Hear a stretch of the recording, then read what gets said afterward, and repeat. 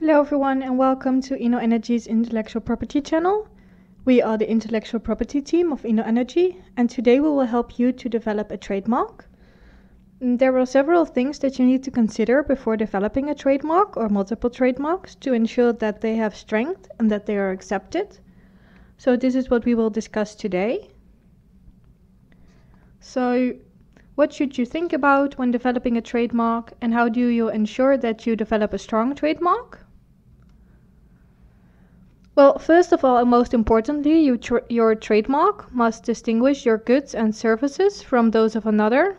We here often speak of the brand name and the brand logo that need to be distinctive, but it can also concern your product packaging or your commercial activities that you use to advertise your products. For example, you might know of the peanut butter packaging lawsuit between Baker and Kraft, who both used very similar peanut butter packaging, which led to customer confusion. So this is not allowed and also very unhandy for your own company, as you want to make sure that customers know that the product comes from you. So first of all, when talking about your brand logo or your brand name, there are several ways in which you can be distinctive. And first of all, this is through the use of words, also called word marks. And these are the typewritten marks, which elements including letters, words, numerals, and punctuation marks. But you can also use figurative elements or figurative marks in your logo or brand name, which consist of figurative elements like logos or graphical designs. And at last you have color marks, which offers protection to one or more colors regardless of any specific shape or configuration. And what is protected here is the shade of the colors, and if it's more than one color, the ratio in which the colors are arranged. So your trademark or brand name can be a combination of all the above types of marks, but each element has to be registered separately. So let me explain on this through this example here. So here we see a logo or the brand name of Simple Energy, and this has a word mark being Simple Energy, so the company's name or the product name, and this needs to be registered, so you need to register the word Simple Energy. But you also need to register the figurative elements or the graphical design of the sort of round green drawing with the energy logo in it. And you also need to register the colors green and gray and the combination of it. And in the end, you then have a conventional trademark as a whole that is registered.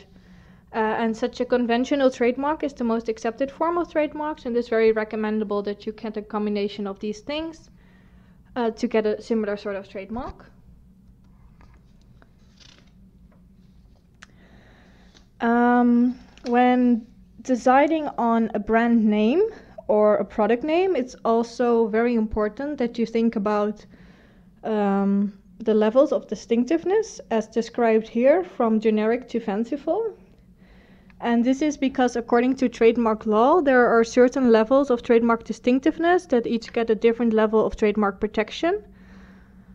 So here you see the word generic, which refers to stuff like using the company name battery for a company that produces batteries.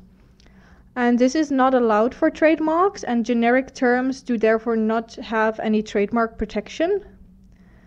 And then you have descriptive trademarks, which refer to brand names that simply describe the good or service and give an immediate idea of what the product or company is, such as green power. And also descriptive marks barely enjoy any trademark rights as well, almost none. So it's not handy to choose for such a name for your product or company. What does fall under trademark protection, though, is suggestive marks, which require some imagination or perception to link them to your goods or services, like green choice. This suggests that you choose for something green, in this case electricity. And then you have arbitrary words, which have even stronger trademark protection. And these are common words used in an unexpected way, such as the word Apple for computer technologies. And at last we have fanciful marks, which are non-dictionary words, such as nuon. And fanciful trademarks acquire the highest level of protection in trademark law. So when choosing a brand name or a product name, it's very recommended to choose at least for a suggestive mark, but fanciful mark is even better, of course. So next to your company name and your company logo, you also have commercial branding and unconventional trademarks. And these can be sound marks or movement or animated marks. So if you have a sound mark, this consists of any sound, jingle, or music. And sound marks can be registered by you through the use of musical notations, but if those standard methods cannot be used, an electronic sound file is also an option. And an example of a trademarked sound is the Mario coin.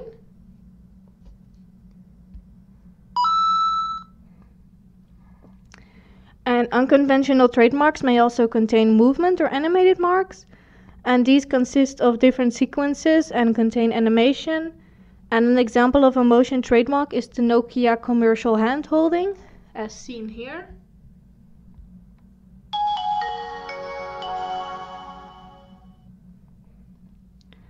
So remember that you can also trademark your commercial branding. So at last I would like to talk a little bit about likelihood of confusion and trademark refusal. So any trademark might be refused when there is likelihood of confusion. And likelihood of confusion is quite difficult to establish. But there are some criteria that you can consider that are used by trademark law to establish similarity. So first of all, of course, the likelihood of confusion mostly depends on the degree of similarity between the signs.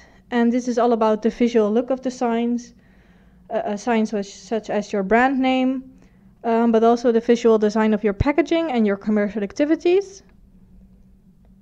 And second of all, in the case of similarity, proof must be found that consumers are confused about the origin of a good. And third, when there is likelihood of confusion, it is researched if there was an intention from the producer to create confusion by using a logo similar to that of an already established brand. So basically, was there an intention from the infringing person to produce sell-offs, sell knockoffs? And another criteria for the likelihood of confusion, and a very important one, is that the aimed market for the product needs to be similar. So your trademark product needs to be in a similar market. And I will give an example of this in the next slide. But furthermore, the strength of a trademark is also very important. So as we discussed in the previous slide, fanciful trademarks acquire more protection than suggestive ones. So you need to consider this. So like I said, likelihood of confusion is only applicable when the products have the same aimed market. So here you see an example of two brand names who both use the word Ajax. However, there is no likelihood of confusion here according to the law, and this is because they entail two completely different markets or trademark classifications. So here we have Ajax the football team and Ajax the cleaning product, which are two very different things. And according to the law, they don't think this would be confusing because people going to football are not looking for laundry cleaners. So therefore, it's not aimed at the same market and there's no likelihood of confusion. If there would be, for example, a glass cleaner, which is also called Ajax, or a vacuum cleaner maybe even, this could be considered confusing as they both fall into the housing cleaning sector. and therefore there might be likelihood of confusion, which is prohibited. So thank you very much for your attention. If you have any questions about trademarks, please don't hesitate to contact us. We will be more than happy to further advise you. You can contact us through LinkedIn if you want. And hopefully we'll see you again soon in one of our other webinars. Thank you very much.